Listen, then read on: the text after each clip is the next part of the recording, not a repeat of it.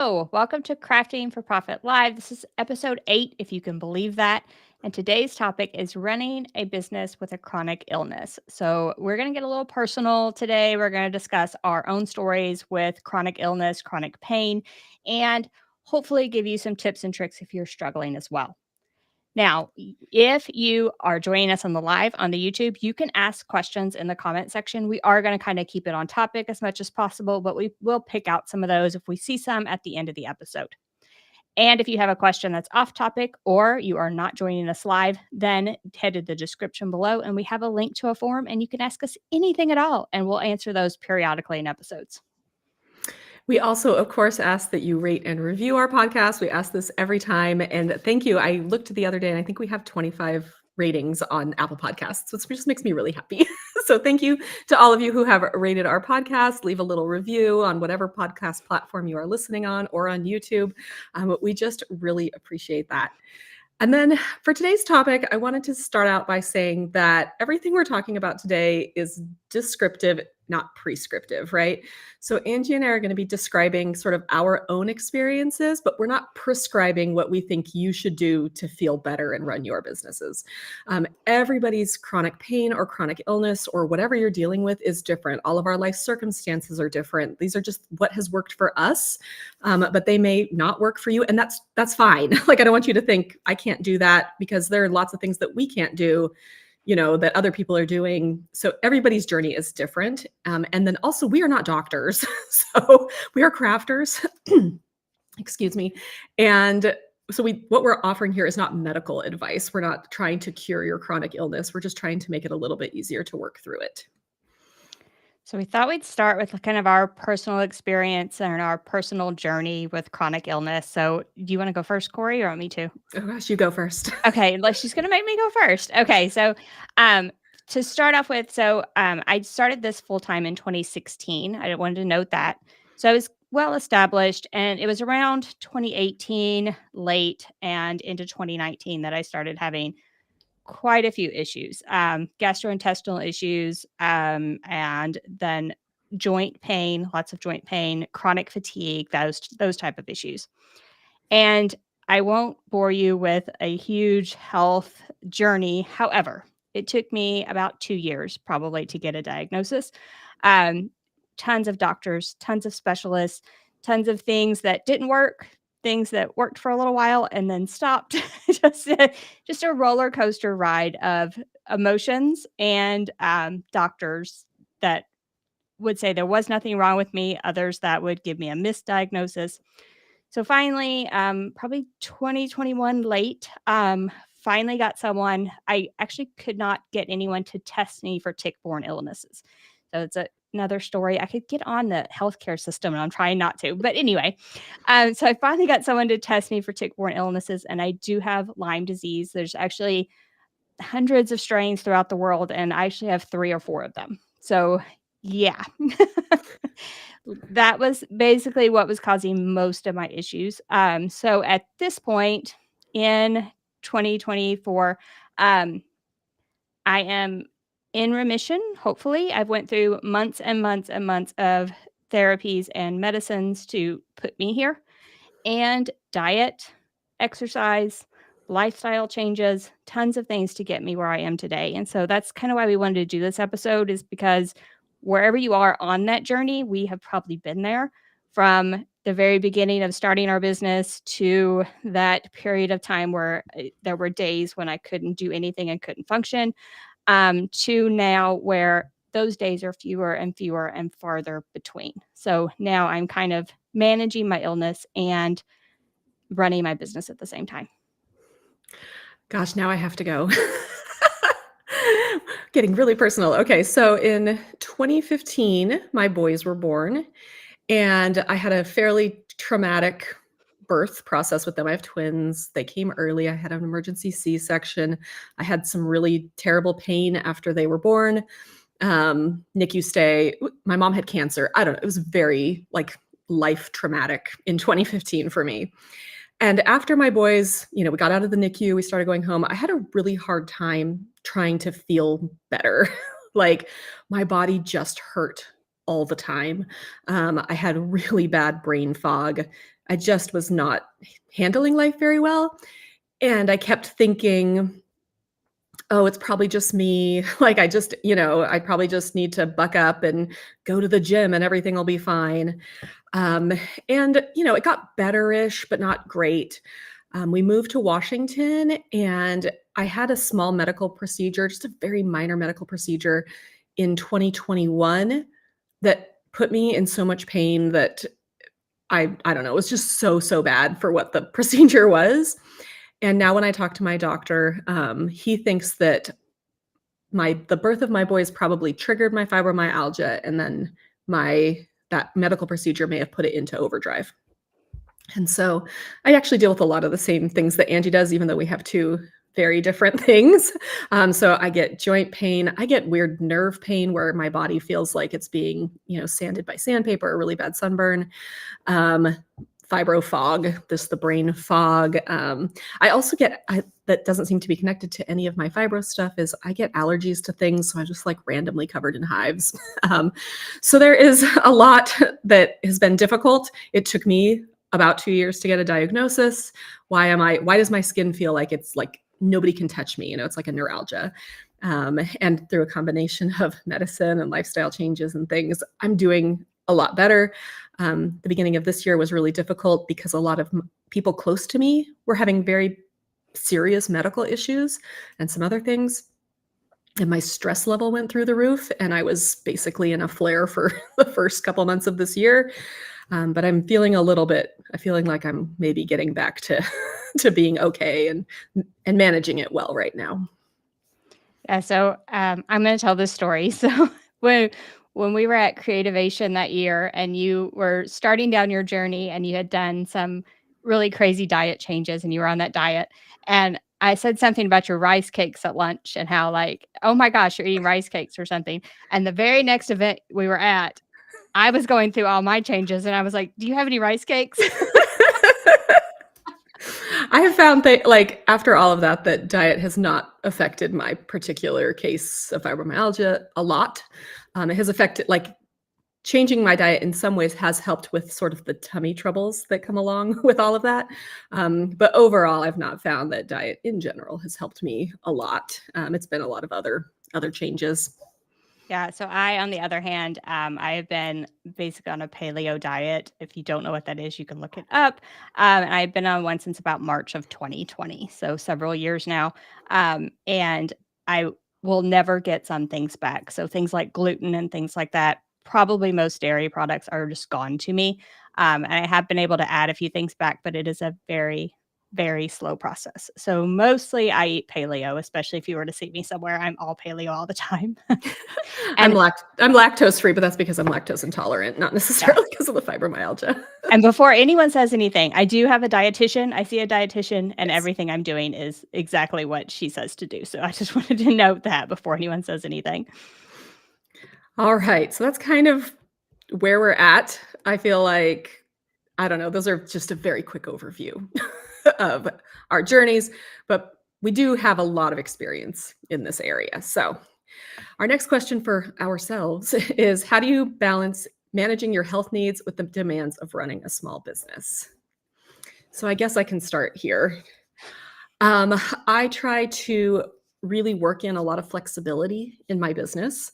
It doesn't always work, not necessarily, but I do try very hard to give myself that flexibility of getting ahead a little bit, so that if I am in a flare, I don't have to be like, crud, I have to film a video.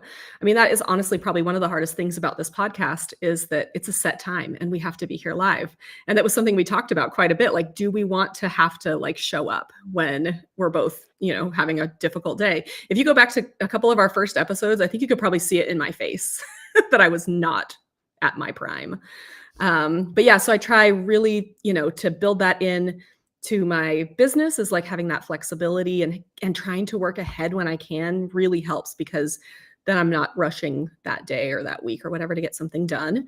Like I said, it doesn't work every time, but I do also really, really, for me, prioritize sleep, because having fibromyalgia is exhausting, and sleep is very difficult to get when you have fibro. And it's like a cycle, right? fibro flares are worse. You can't sleep as well, which makes fibro flares worse, and then you can't sleep as well. And so I hate when I'm in that like downward spiral. So I have really prioritized getting good sleep. That includes, basically making my room as sleep friendly as possible, not being on my phone super late at night, not drinking I cut caffeine entirely several years ago because I thought maybe that could help, and I think it has. All sorts of things to just really prioritize that sleep, because for those of you who have fibromyalgia, it can be a really exhausting condition. And if I'm not sleeping well, it's 10 times worse. Yeah, and so I'll say for me, stress is a huge trigger now that I've finally got my diagnosis and started to understand more about it. So stress management is huge for me.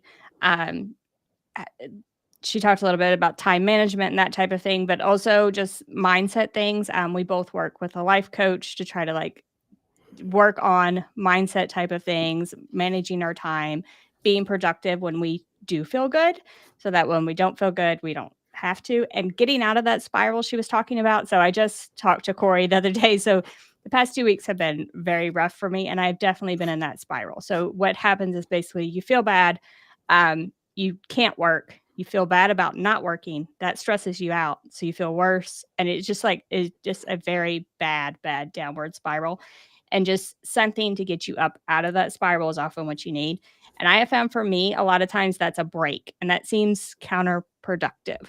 But giving myself enough grace to take a break, to take some days off, come back. And when I come back, I'm out of the spiral and I'm much more productive and better able to handle the business concerns. But yeah, it is a lot of like getting ahead and being able to do that, or having an alternate plan a lot of times is what I have. So I have alternate plans in my mind for YouTube. So if I am in that spiral, you don't see it because it's front facing for you, but behind the scenes, I can change it up. I can change it up to videos that are easier for me to film. And so those don't take as much time, as much of my energy, and I can kind of do that. And then another thing was establishing boundaries, which is like time boundaries, especially work hours. When you work for yourself and work from home, you can work 24 hours a day. Like it's just there. You can pick up your computer at any moment in time. So establishing those boundaries, not checking my email first thing in the morning, doing those things for me, adding things, whether that's walking, yoga. I've went through a variety of things just depending on the season. Things that relax me, reduce stress, and get me back out of that spiral. I think Angie and I are both known to each other for calling it quits for a day and doing a puzzle. There have been so many days when I'm like, I'm done. I've done everything I can do. I'm going to go sit and do a puzzle. And she'll like send me a picture of the puzzle she's working on, because we trade, like I will ship a whole box of puzzles to Tennessee and she will ship a whole box of puzzles from Tennessee to me. So I feel like we found those things that really do, like doing a puzzle for me is pretty relaxing. And so it helps with the fog in my head. It helps with my body, just being like, okay, you don't have to sit at this desk chair anymore. Take a break. And we do both love to read. And Corey recently was like, you have to try audiobooks. And that's another game changer for me, because it gets my head away from that downward spiral. Whereas like other things don't do that for me. So I can do something, but my head is constantly like self-deprecating and being like, why aren't you working instead of doing this puzzle? But if I put the audiobook on, it often like distracts me enough to pull me away from that. So I feel like finding those things, it's probably not puzzles for you. You may not enjoy books, but there's probably something in your life that you do enjoy, and finding those things and just sort of like, okay, I'm going to take a break. I'm going to do some yoga stretches or whatever, something to get your head out of that and like help your like mindset, I feel like. Yeah. All right, next question. Sure. Okay. How important is having a support system, both personally and professionally, when running a small craft business with a chronic illness? And what advice would you give to others about building and utilizing support networks? I guess I'll go first. We're doing first here. I feel like huge factor is having a support system. Now, whether that is if you are running a small business, it may be yourself and you're by yourself running that small business. If that is the case, family, friends, people you can lean on during times when you need that extra help. And I will be honest with you, like I have people behind the scenes virtually that work for me. Excuse me. But I don't have anyone locally. And I will say that sometimes I get to where I can't use my hands. Like they don't work. They don't open things. I could not move this mic a while ago. Just to be honest with you, like my hands would not physically open the clamps. Just having people there that you can rely on to call up and say, "Hey, can you come heat press this for me?" Even because I can't close this heat press. So I'm a huge advocate of like craft supplies for people that have issues, have arthritis, can't use their hands. But if you don't have those and need that help, just having those people that you can call. If you are making t-shirts and you have to get that order out, just having those people that you can call to help, I feel like is a big thing. And then once you get to a place with your business that you can hire people, not being afraid to do so. I feel like maybe I waited a little bit too long to do that. Not being afraid to hire those people, asking for that help, searching out the help you need with your business to help free up some of your time to do those things you enjoy and reduce that stress. I think it's also important to note that there's some privilege in having a support network. I have the world's most supportive husband. Like he truly would go out of his way to help me make my dreams come true, to help this business run. He does stuff behind the scenes on the business. Like he's really supportive. And I know that there are people who don't have that. So yesterday he wasn't available and I had to single mom it all day. And for all of you single moms, I just want to give you the biggest shout out that dang, like what you guys are doing is phenomenally amazing because my grocery order was like 30 minutes late and it threw my entire afternoon into a tailspin. And I was just like, I had to call my mom. I'm like, can you pick up my groceries? I don't know what to do. Like, I don't know. So I was kind of panicked. Thankfully it all worked out. But I do feel like some of us really have like that support network built in. But like Angie, I don't have anybody local other than my husband where I'm like, can you please come open this stupid glue because I can't get it off because my hands hurt. But I don't have necessarily I don't have anybody who works in my office with me. Which, like Angie, I mean, we have two very different things, but why is our hand pain the worst? Like there's just times where I'm like, I cannot anymore with my hands, But anyway, so I just feel like having that support network, I know it's a privilege and some of you don't have that and it does make things harder. And I just want to acknowledge that. And then two, I think being able to actually rely on those support systems can be really difficult because sometimes you're like, I'm just making crafts, it's a little business. It's what it is, but if you need help, like find the people that you can rely on to help you out, even though I think it's difficult for a lot of us to ask for help sometimes. Yeah, it's hard to ask for help regardless, whether it's your family, your friends, or you're hiring someone. Like that's the toughest thing it's about asking for the help, like acknowledging you need it, first of all, and then also releasing that control because you think they're not going to do it as well as you if you outsource things. And honestly, they may not, but if they can do it as well enough that your customer is not going to notice, then that's, the big thing. Yeah, definitely. All right. Have you found certain tools, technologies, or resources particularly helpful in managing your business more effectively with your chronic illness? Yes, lots of things. I really should have probably made a list. I will say that I have this business because I have a chronic illness. The reason that I got so attached to my Cricut was because it required me not to use scissors. And my hands hurt so bad trying to use scissors. The joint pain in my hands was so bad that when I got my Cricut, I was like, oh my gosh, I can make a lot of really cool things without a pair of scissors because I was crafting I was trying to cross stitch, I was trying to knit, like all of these things that are really hand heavy. And the reason I got into crafting tech is because it worked well with my illness, right? So I do feel like just starting out, like finding the craft that works well with what you're going through. Like don't do something that's super intensive for your mind if you have a foggy mind, right? I think there's some people who just do some incredibly detailed work, but like at some point my brain says no, and it just sort of shuts down. And so I think starting out, like just figure out if what you are making is going to work for you long-term with just how your body and your brain functions. And then as far as technologies. I think Angie and I have both embraced a lot of different technologies, just apps and other things, and hiring a virtual assistant, these things, you may not be there yet, and that's totally fine. But I do feel like anytime I can automate something, I'm going to try and automate it, because why am I doing this by hand every single time when I could be, producing it in a different way, or batching it, or all of these other things that sort of speed up the amount of time that it takes to do something. Yeah, I'm a huge fan of batching. I batch everything.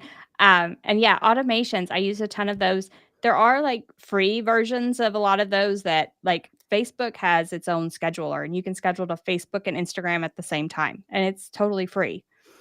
Kind of makes it a little bit easier. You can just kind of drag and drop things. Anything that will automate what I'm doing and make me spend less time on those tasks. And then I will also, like I already mentioned, the Cricut AutoPress is one example. But if you struggle with things like closing a heat press or things like that, try to look into technology and different presses that will help you with that. So think about where you're struggling. And like the glue caps are the perfect example. And I need someone to come out with a glue cap that I can open all the time. All the time. Seriously, call us. This is the second time we've talked about this glue, people. Call us. We just need a glue cap with wings. Like, it just needs like little plastic wings. Open That's it all up I for those of need because us. there are no telling how many glue things I've ruined with pliers or things like that just because I can't open it. I'm home by myself. No one else is there. I can't do it. Yeah, I'm the same way. All of my glue caps look terrible because I've like pliered them to death. Yeah, so anything like that, like I feel like if I'm thinking about like I'm struggling, then I try to like think of like research options, which for glue there's none, but research options where it'll make it easier on me, especially when I'm struggling with those days. Yeah, and I think there's also, when we're talking about hiring out, I think a lot of times we talk about hiring out just like, okay, I'm going to hire somebody to come in and help me with shipping, or I'm going to hire somebody to do my social media. But hiring out can look like a lot of different things. Like, it can look like getting childcare twice a week. It can look like ordering groceries. Like, I have not been in a grocery store to grocery shop since before the pandemic. I do my grocery order every week.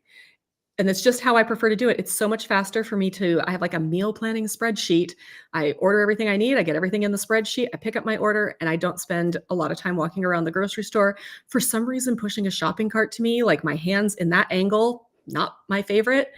And so I feel like that's cut down a lot of time. And I am basically outsourcing the picking up of my groceries to somebody. And of course, I tip really well. But that's something that I've outsourced. There are so many other things. Getting a house cleaner is a way to outsource. If you spend a lot of your time cleaning, that could be time you could be crafting. And would you rather be crafting or cleaning? I mean, I don't think anyone here is going to say they would rather be cleaning. And I tried so many of those different meal delivery services because I live in the middle of nowhere and like a Whole Foods an hour away. And I already talked about my diet and how a paleo diet helps me. Well, that can be a struggle. And then I wanted to do like I wanted a meal service. I wanted like all that stuff just delivered to me. I wanted to like, make it at home. And every single one of those I tried several different ones and canceled immediately because they didn't have the kind of foods that I needed to eat. So I finally found one and it's called Hungryroot. And they have like, I can sort it out and I can just say, I only need things that work with my diet and it removes the rest of the stuff for me. And that has been a game changer for meal planning and just ordering groceries that I can actually eat. Yeah, I've tried for Hungryroot, and I order it mostly for my lunches and some breakfasts because I'm pretty good about making dinner for our family. Like, that's generally on my plate. My husband cooks occasionally, but generally dinner is on my plate. And I've gotten like used to being like, these are the meals that we make. I try some things here and there, but I am so bad at lunch. I'm like, okay, is it going to be leftovers? If there's leftovers, I might eat leftovers. If there's not, I'm just going to graze for like 3 hours. Oh, chips. Oh, here's some carrot sticks. A Cliff Bar. Like, it's just like not a meal. And I find myself by the time I get to dinner, I'm like ravenous because I haven't eaten like enough calories at lunch. And so Hungryroot has given me just some amazing options for lunch. And I've been choosing their vegetarian options just because we've recently, for another health benefit, cut out a lot of meat out of our diet, mostly red meat and pork and things, including pork, like sausages and that kind of stuff, because My mom had colon cancer, and apparently now I'm high risk for colon cancer. And so just trying to make some changes. My husband grew up vegetarian, so that's not a problem for him. He's not like a meat and potatoes guy. So um, anytime I make vegetarian food, he's happy. So at this point, we still eat chicken and fish, but for the most part, like my lunches, I'm like, oh, let me try all these cool vegetarian options. And I'm like, oh my gosh, who knew? I like falafel. I had no idea until this week that I liked falafel. And then we started sending each other back and forth, like, have you tried these So mango pineapple shrimp tacos? They're amazing, and things like this. So now those messages are happening between yes. us. And you can sort them by like, how long does this take to make? Is this like heat it in the microwave? 5 minutes, 10 minutes? Do you have 20 minutes to cook a meal? For me, I'm like, I want a 5-minute lunch. What can I like put together that will give me enough calories to get me through the day? Because that fibro fog is worst in the afternoon, just because like every brain fog is worst in the afternoon. And will it get me to dinner without me getting to dinner and just being famished or wanting like some sort of snack in the afternoon that I just, I don't know. I feel like it's been a lot better for me having like an actual meal for lunch the last couple of weeks. So I do want to put up, we do have a code for Hungryroot. If anyone wants to try it, the code is Angie40, and it's for 40% off your first delivery, and you get one free gift. And it's actually like better than any other offer out there. So I'm excited about the code. And it's link.craftingcamps.com/Hungryroot. And that is link.craftingcamps.com/Hungryroot. And Crystal said that's not working. Oh no. Okay, well, we'll have to fix our code. I don't know Well, why you it's not keep working. talking and I'll see if what I did wrong. Yeah, so we've both tried it. I like Hungryroot too because it's not just a meal delivery service. So it's not just you get these 6 meals and that's it. They're also like a full service, basically grocery store. So you can get other things you need, especially for me, like I don't eat dairy because I'm lactose intolerant. So we got and one of my meals had this vegan tzatziki sauce for pitas, other Greek food. That stuff is so delicious. And I'm like, I got it as part of a meal, but now I can buy it separately because I also make these Greek chicken burgers that my family loves. And now I don't have to make that stuff from scratch because I can just buy it from a jar. And I'm really excited about that. So. And I have no idea what's going on. So Oh gosh. I will get it fixed. You want to go to the next question, and I'm going to get this QR code and this link fixed. Okay, you do that, and I will go to the next thing here. Okay, what self-care practices do you prioritize to manage your health while running your business? And again, this is what I do. I know that there are going to be people out there who are like, I can't do that because I have this particular whatever. I understand things are going to work for different people. But for me, something I've talked about here before is I don't sit in my desk chair longer than 30 minutes at a time. I have a little timer that I flip from the 30-minute side to the 5-minute side. So I'm up walking around for 5 minutes every 30 minutes. For me, that has gotten rid of a huge amount of my hip pain.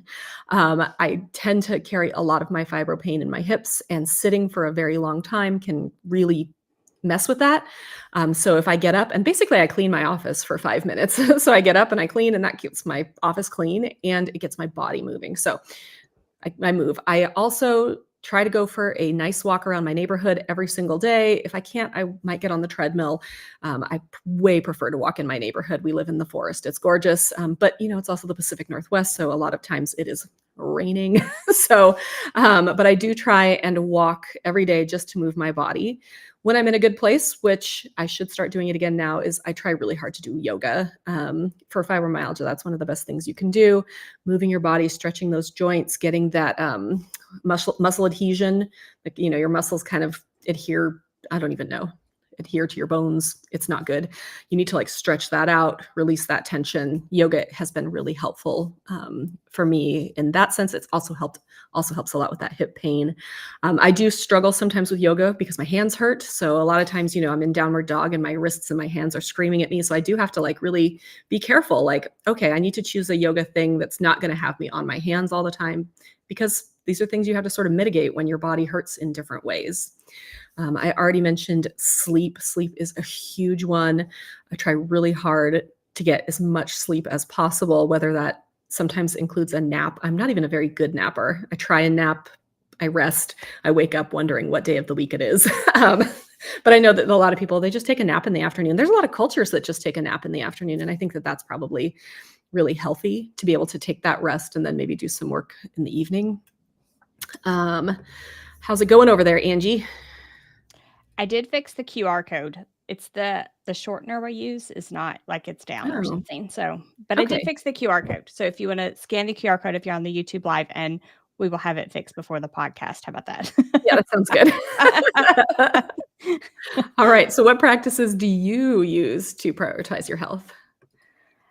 um, so I will say that I literally schedule in some type of physical activity. Like write it on my daily schedule instead of just being like I'm going to I think I could do I do like pencil it in and I block the time off and so I don't put anything else during that time and I make sure to use that time as like exercise type of time. Um and then I mentioned before like stress is number 1 for me and I think that modifying my morning routine was the best thing I ever did. I was the person that got up at 5:30, picked up my phone while I was putting my tea on, and started checking email, checking Facebook, checking Instagram, and now I have that like I basically set a thing on my phone where it won't allow me to open it until a certain time in the morning. And I do other things in the morning, like, that I enjoy that reduce stress, like, I read, I do this, I do that. So, like, the enjoyment factor, I put first, so I start my day on a good note, and I feel like that's just been kind of a life changer for me. I feel like having that time, I think my relaxation time is in the evening. Like I feel pretty good in the morning usually. And I have been trying to be like not straight out to my desk in the morning, make my coffee, say hello to my children, like pet my dog, those sorts of things. But my brain is usually pretty good in the morning. But I've given myself a lot of time in the afternoons lately to just be like, let's have some time, have some space to kind of Yeah. de-stress. I'm definitely more on in the morning, but 5:30 was a little bit ridiculous, so take it a little bit of time and not starting until 7 is makes it my life a little bit better. I have the problem. So I live up Northwest Washington. It is very light here in the summer and very dark in the winter. And so in the summer, and the person who built our house, bless him, put a skylight right above our bed. So it is light in my, oh my gosh, I can hear my dog running around out there. Sorry, everyone. Anyway, it is light at like 4:30 in the morning here. So in the summer, I'm often up earlier just because my body's like, hello, sunshine, let's get up and do things. And then in the winter, I'm like, oh, it's 9 a.m. Should I get out of bed? It's still dark. Yeah, I do feel like, it does change with the seasons as well. There's certain like, in the winter, maybe I feel like working less or I need to change up, like, the exercise mode of exercise. When it's nice, I do different things. It gets way too hot here to exercise outside, by the way, so I'll be changing things up soon again. But, yeah, like, changing things up, I feel like, and not just eliminating it, which is what I tended to do before. Yeah. Like, I'm gonna do a daily walk, and then it would get too hot, and I'd be like, "Well, I'm not going on my daily walk." Like, instead of eliminating it, change it up, do something else instead of eliminating it. Yeah, I think just having time set aside each day to do purposeful movement is what I think I've called it in the past, where it's like, I'm going to go for a walk. I'm going to hop on my Peloton and bike very slowly because I'm not going to be doing any crazy workouts because my hips won't let me. My parents live down the street, so we get together, we go for evening walks. It's just like trying to get my body in motion because the three biggest things for fibromyalgia is better sleep, less stress, and moderate movement, right? Those are the three things my doctor says. And I'm like, oh, yes, I'm just going to stress less. Okay, sure. And sleep better. Okay. But I'm like, moderate movement. I'm like, okay, I think I can do that. Because you don't want to move too much because you can hurt yourself. So I try really hard to just make this sort of purposeful movement every day. Yeah, it's like, of those things, that one I can definitely do. Right. Okay, how do you establish and maintain boundaries to prevent burnout and protect your health? Um, I would say a big one for me was, establishing, like, a dedicated work area. When you work from your home, sometimes it's like the couch is your work area, and that's not very healthy because you're sitting on the couch at night trying to watch TV and all you think about is work because your computer's right there. Um, the stuff you were weeding, I was so guilty of that. Like something I was weeding was right there on the couch. So just like establishing some sort of separate work area really helped me make that boundary, life and work a boundary between the two. And it doesn't have to be, I don't feel like it has to be a huge separation, but just something where when you step out of that space, you are back to like your life, your family. You're paying attention to that. You're not paying attention to those things you need to weed or the shirts you need to make. You are back into like family mode or family time. So just having some kind of boundary that switched my mind from business to like family. And for me, it was learning to say no. I don't like to say no, guys. I have a really difficult time. I think as women, we don't like to say no. We're taught to be nice and to be accommodating. So learning how to say no was difficult for me. So whether that's saying, no, I can't take any new orders right now, or no, I cannot finish this by that date, or sorry, I've got this, and this, we're going to have to postpone it, or whatever it is. Like getting that gumption to be able to say that's not going to work for me right now, and to put yourself first it's very difficult. I find it very hard, and I'm not perfect at it, but I have said no probably more in the last 2 years than I've ever said it in my life. Yeah, I tend to be a people pleaser, so I am definitely working on that because I just say yes just to make other people happy. Same. We want people to be happy. But not at the cost of your own health. So like there has Right. to be some kind of line. Like Yeah. And I think, there's been times where I've been working with somebody and I'm like, I know we agreed on this due date. Would it be okay if I took an extra 3 days? I'm in the middle of a flare and I'm just having a very difficult time. And I'm pretty much sure, unless it was like a deadline for like a wedding or something that's like just cannot be moved, most people are like, oh my God, yes, take care of yourself. Because anytime anybody comes to me, like I'm having a problem, I'm like, oh my God, take care of yourself. Like I don't want anybody to feel like they can't take care of themselves. And I need to think about that the same way for me as well. All right. Have you found being open about your health challenges has impacted your business in any way? I think so. I feel like I've talked about fibromyalgia quite a bit in my videos. Mostly I talk about it just saying like I've got chronic pain in my hands because I feel like that's the thing that affects my crafting the most. And I always get comments about people who are, or people who are, I don't think happy to learn is the right phrase, but people don't feel quite so alone, right? Like I think just anytime we share what we've been through, it happens every time I share about being a mom with babies in the NICU. NICU moms come out of the woodwork like, oh, we're like a club, right? And now I'm part of that fibro club, and Angie's part of the Lyme disease club. And there's just something about having other people around you that are kind of going through the same thing that makes you feel less alone. I feel like when I started thinking about things from a perspective of a crafter and like the auto press or the glue caps and things like that that would make my life easier and started talking about them, people were like, oh, we totally need that. There's all kinds of people out there with various hand issues, whether it's arthritis, joint pain, any like their hand issues are very common. And like craft brands need to get on board with this. Like I I can't, think Angie I'm and just I going to need to, preach it. we need another thing. We need to start a craft supply business. How do we I don't even know where you would start for that, but I feel like we need craft business for people whose hands hurt. We probably need a better title than that though, because that seems like a lot to put on a label. Not very catchy, but definitely in demand, I feel like. So yeah, I feel like that just opening up about that with some of those like reviews. I did some short reels on glue caps and they did great just because like seriously, I could not open the glue cap. Even like the wing nuts on, or not, they're not wing nuts. I want them to be wing nuts on the PYD Life tumbler press. It has little like screws that you twist. They're like little hand screws, and you twist them. I need those to be wing nuts, not screws, because Yeah. those little screws are so hard for me to open and close to change out the size of my tumbler press insert that there's been times where I'm like, I'm not doing this today. But if it had wing nuts and I could actually get a grip on there, we'd be in business. So I do feel like, yeah, we need to work on somehow getting all of our random ideas for those of us with hand pain into the, helping hands. Somebody said we should call it helping hands. That's really cute, Judy. I love it. Maybe if we like all keep talking about it, someone will listen Someone eventually. to listen. Yelling it into the ether. We'll just keep yelling about it every time we see something bad on a design on a product. All right. So is it my turn? Oh, no, it's your I turn. don't know. Sorry. Okay. So, how do you navigate the unpredictability of chronic illness or pain while still meeting the demands of your business? And this is probably the hardest one to do. I will just say that.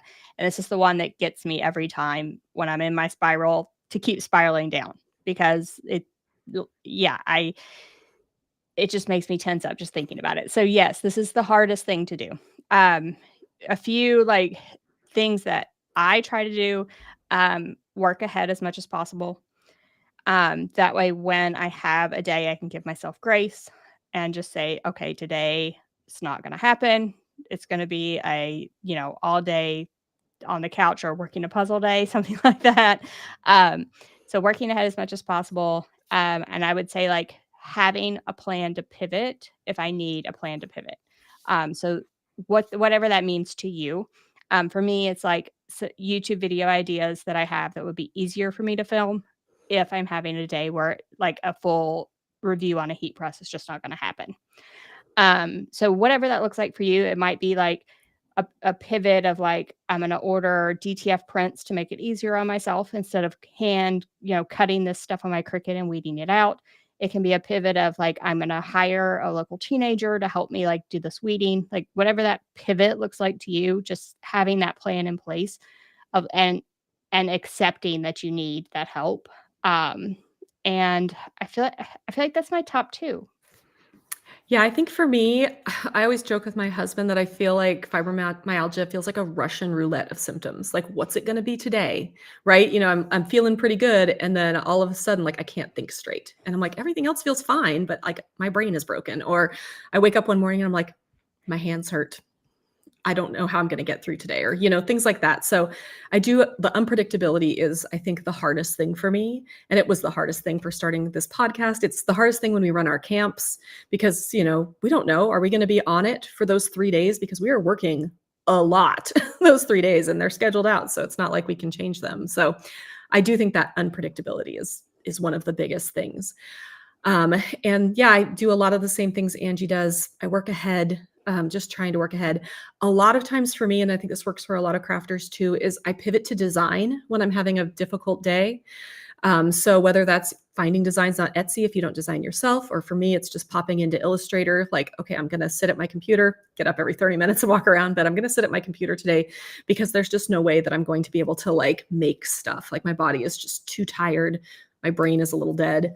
So a lot of times I pivot to doing computer stuff where it's just like, okay, I can, even if I'm going to schedule out Facebook, I'm going to pay my bills, whatever it is. It's like, it doesn't require as much of me physically as some of the other stuff I do. It's not me over here wrestling to get a brand new laser cutter out of the box, right? It's just one of those things where it's like, what can I handle today? And it is pivoting quite a bit.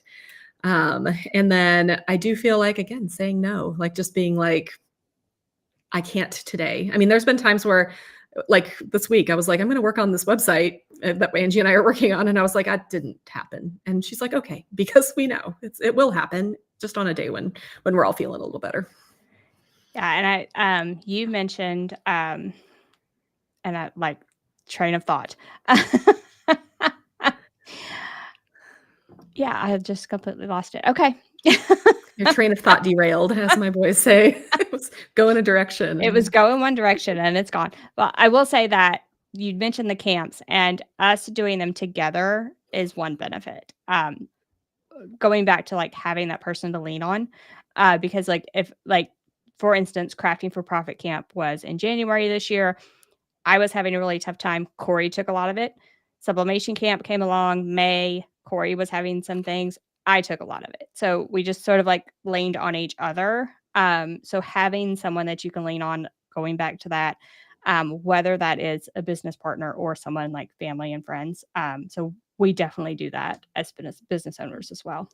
Yeah, I think finding somebody, even if it's just another person in your community, I think we talked about this in our craft fair episode. maybe. Finding just somebody in your community that you can kind of become friends with and rely on, even if you're competitors. Like, I mean, Angie and I literally, if you look on websites, who's Corey's biggest competitor on, search engine websites? It's always Angie. But we've decided instead of doing the competition thing, we're going to do the collaboration thing. And that has actually worked out really well for both of us when it comes to our illnesses. I the thought came back. So we've talked a lot about like people with hand issues. So if I'm having trouble with my hands that day, I think about things that don't use my hands. So like maybe I need to sit down and like brainstorm some like new videos, new things I need to do. I could brainstorm things and maybe like voice them into my phone. I can like so for me, I write blog posts. I'll like voice them into my phone, into the notes app. It transcribes it for you. And it's good enough for me to get started on a blog post at a later date.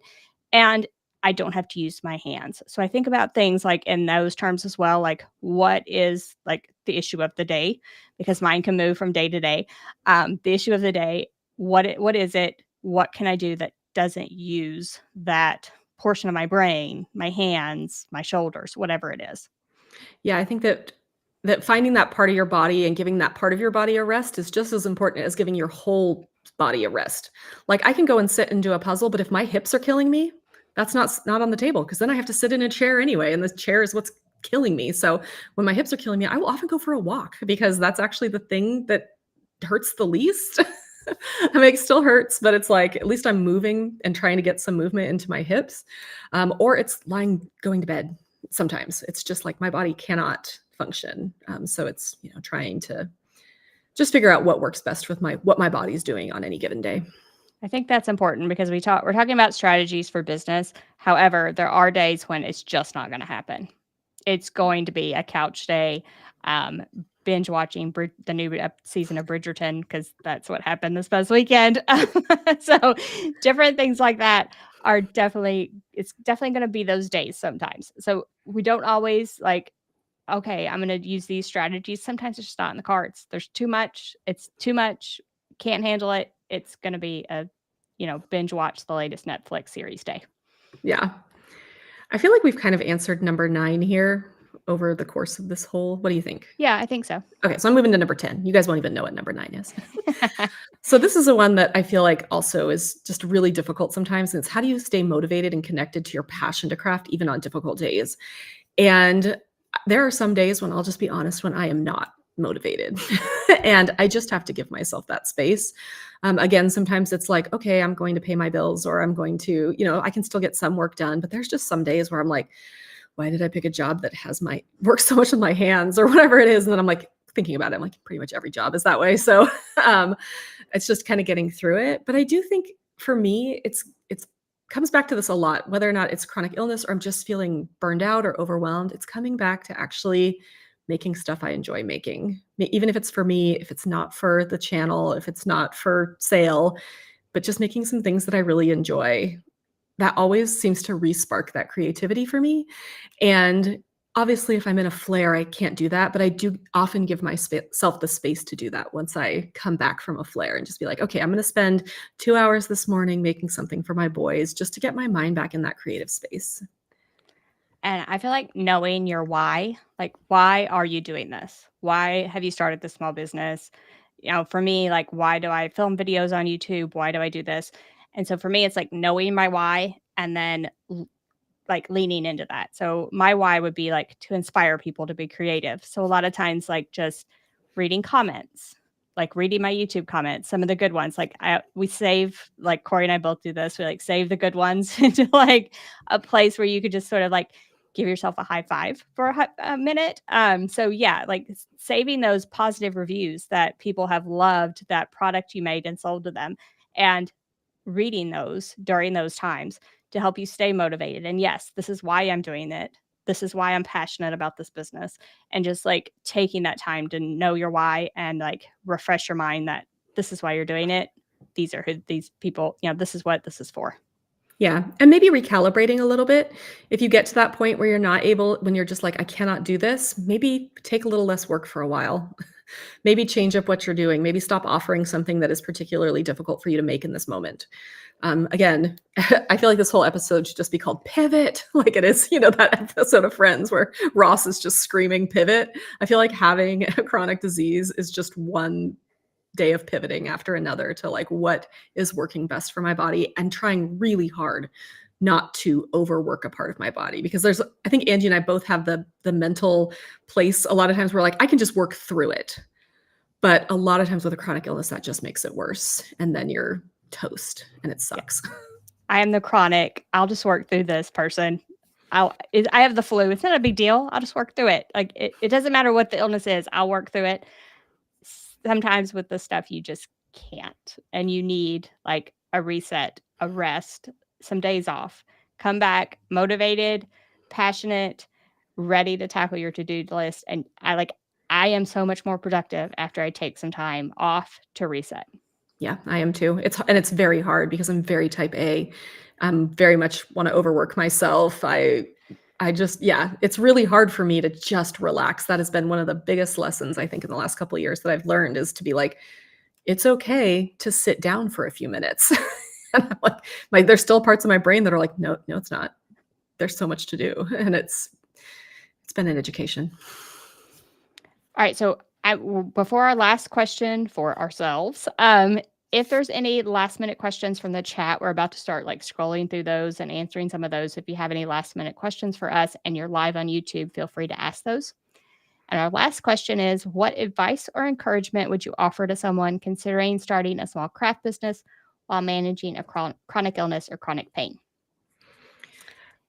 I'm going to say, like, you can do it. It's going to be tough. There are going to be hard days. You can do it. But you do need to find the things that work for you. And what we've talked about, things that work for us during this episode, they might not work for you. They might not be the things that help you move along in your business. You might have to like think outside of the box a little bit with things that might work for you and your small business, like your particular illness, your particular pain. However, I do think you can do it. It's maybe just sitting down and thinking about it, and think about the overall advice we offered. The things about pivoting, asking for help, different things like that are probably applicable to most people that fall under this umbrella. So I would say, like, sit down, think about that type of advice. And I think you can do it. However, I would be prepared for those very hard days and days you just want to throw in the towel. Yeah. And I think I would try to stop the comparison game. I'm constantly comparing myself to other creators who don't have fibromyalgia, who don't have a chronic illness, who don't have young kids at home. I mean, there's so many things that we could compare each other to, right? So I always come back to Bluey. We're telling our boys this all the time, is to run your own race, right? Like, what other people are doing are none of your concern, because that's what they're doing, and what you're doing is your concern. And if you spend too much time comparing yourself to somebody else, even if you're comparing yourselves to me and Angie, I mean, there's times I'm comparing myself to Angie and I'm like, why am I doing this? It's just not healthy. And it especially is really difficult because everybody's journey with their chronic illness is worse or is different. And so if you're comparing yourself to my journey, I'm in a pretty good place right now. You're going to be like, wait, why am I can't get out of bed today? And it's just like, don't worry, in a week or two, I won't be able to get out of bed. It'll be normal. But yeah, it's just one of those things where it's like, I think that comparison game, especially when you have a chronic illness or some other chronic condition, can just be so deadly to both your mind and your heart and just your whole idea about running a business. And so I really feel like trying to just run your own race is probably my biggest piece of advice. Yeah. And I will say, a game changer for me was finding like my triggers, listening to my body, finding those triggers, and hopefully, and this does not always work for me, but trying to like see ahead, like, oh my gosh, that's really going to trigger something. I need to like think about that a little bit. I was trying to see ahead and like foresee some things that could cause me to like basically spin out. So Angie and I'll tell a story. We went to an event in Fargo, North Dakota in the summer.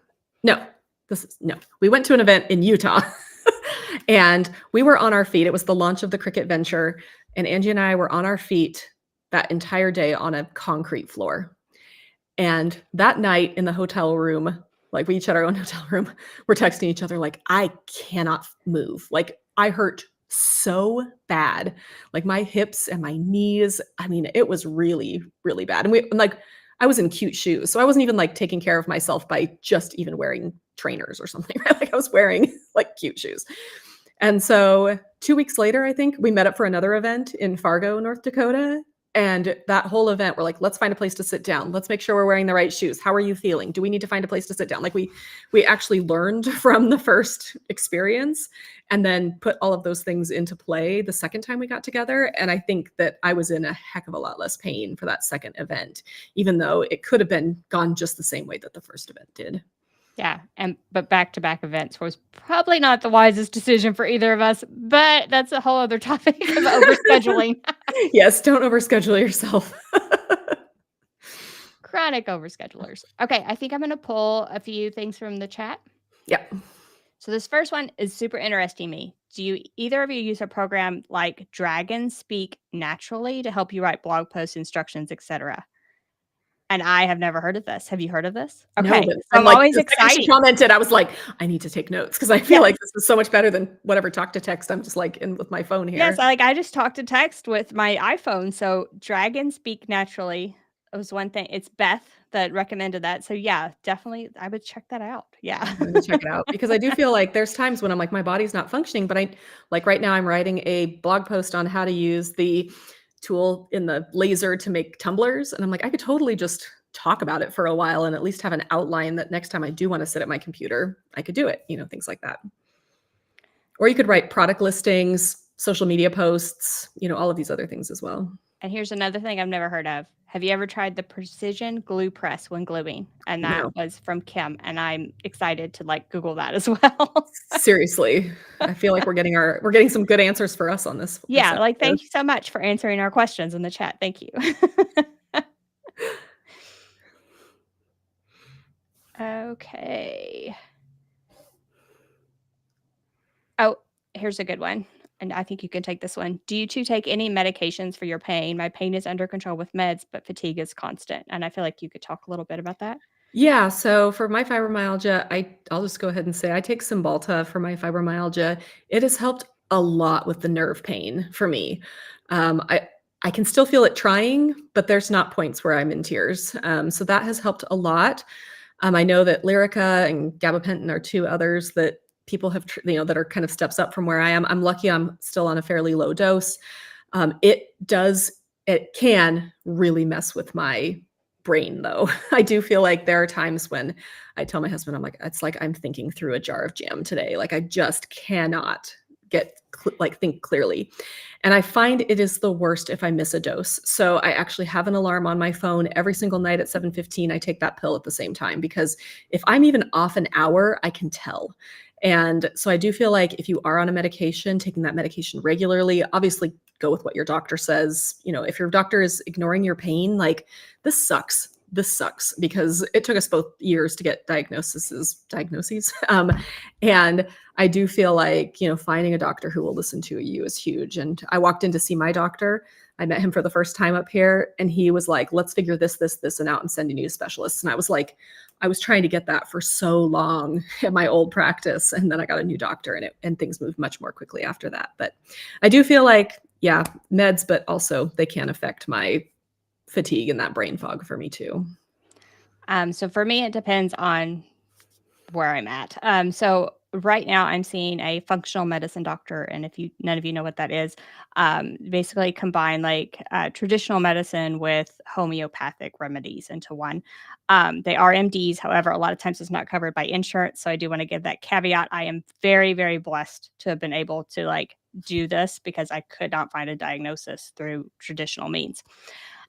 So it depends on where I'm at, what kind of medicine I take. So right now I am on all natural type of stuff. So herbs, vitamins, that type of thing. Depending on where I'm at, if I'm not in remission with Lyme, then I'm on a whole antibiotic treatment that is very, very complicated. And then I can also be on some different natural remedies for that. So it just depends on where I'm at in the cycle of Lyme disease. So right now I'm on all natural stuff, but it totally depends on the cycle, whether I'm on a prescription or not. So somebody mentioned spoon theory. You can put that question from Judy up.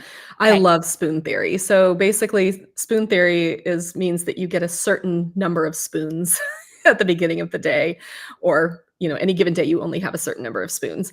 And some days you have more spoons, and some days you have fewer spoons, and some days you're out of spoons. So basically, it's just a way to say like, I'm out of spoons for the day. So if there's a point in my day, a lot of times it's about 4 p.m. for me where my body is just not having it anymore. Oh, I'm out of spoons. I'm going in the house. I'm done. But I do find it helpful because there's some days where I wake up and I'm like, I've got a lot of spoons today. Like I can get a lot done. And I just kind of know that I have that capability. And then there's other days where I wake up and I'm like, low spoon day, don't have a lot. And I usually run out of spoons by the end of those days. And Beth mentioned a 5-minute rule she heard from a class she attended. And this is for chronic pain sufferers. And it's basically is that you give 5 minutes to a task you need to do. And that's all you need to give if you're having a very bad day. So like allow yourself, just give the 5 minutes. And if you're having a very bad day, that's it. That's all you do. So that I thought that was a good one too. I like that too because there are some days where there's not much to give, but you can give a little bit sometimes and you're like, "Okay, I'm just going to make the smallest amount of progress." And that can help so much with that mindset where you're like, "I didn't do anything today," but you're like, "I had almost no spoons, but I still did 5 minutes here." And I feel like that's a really great way to look at things. Yep. All right. Did you see any other questions? Let's see. Not really a question, but yes, when you find a doctor, Dee said this, when you find a doctor that will listen and help you, that's the best thing you can do for yourself. And I hands down agree with that. And I cannot tell you how many doctors I went through before I got there. But Yeah.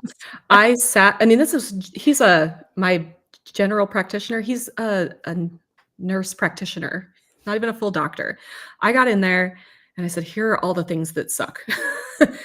And he's like, "Okay." And then we started going down the list. And by the end of the appointment, I was crying because I was just like, "Oh my gosh, this man is actually listening to me after so long of people not listening to me." And I ended up getting my fibromyalgia diagnosis from a referral he gave me to a rheumatologist who was like the meanest guy on the planet. Like the rheumatologist was a jerk. And he basically was like, "Has nobody ever told you had fibromyalgia?" And I'm like, "Well, this seems like a you problem, not a me problem. Like, talk to the doctors. It's not me."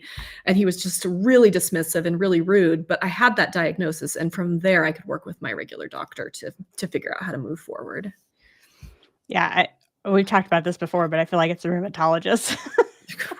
Gosh, has anybody had a good experience with a rheumatologist? I don't know. I feel like every time I talk to somebody, everybody's like, "Oh, a rheumatologist was not so nice." Yeah. I could tell some stories, but anyway. Same. um, Oh gosh. okay. I feel like that's all. So I will get the link for Hungryroot working for those who join us live. I'm so sorry. But just a reminder, code Angie40 gets you 40% off your first delivery plus one free gift. I did get the QR code working if you're on YouTube, so you can scan that QR code. Sorry about that. I will figure that out. And otherwise, I'll figure it out before the podcast goes up, but it's link.craftingcamps.com/hungryroot. All right. And then next week, we are having our friend Shelly Ontis on, and we're going to be talking about marketing tips for your small craft business. We've talked about a lot of things, but we haven't covered a lot about marketing. And so I'm really excited. Shelly is a lovely person. You guys are going to love her. So that's going to be on YouTube on 6/6, and then it's going to be on your favorite podcast networks on 6/10. If you want, you can sign up for our newsletter. We now have a Crafting Camps newsletter, which gives you basically all the things Corey and Angie are doing together in one place. And so there is a link for that down in the description of the YouTube video, as well as in the podcast notes.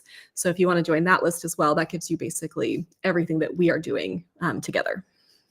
And thank you for joining us for this personal episode of Crafting for Profit Live. We hope it inspired you, let you know that you're not alone on your chronic pain or chronic illness journey. And if you want to support us, just a reminder to share this episode with any friends. So you might have friends that definitely are struggling with chronic illness, chronic pain, might be trying to start a small business or just survive, and they might find something in this episode that resonates with them.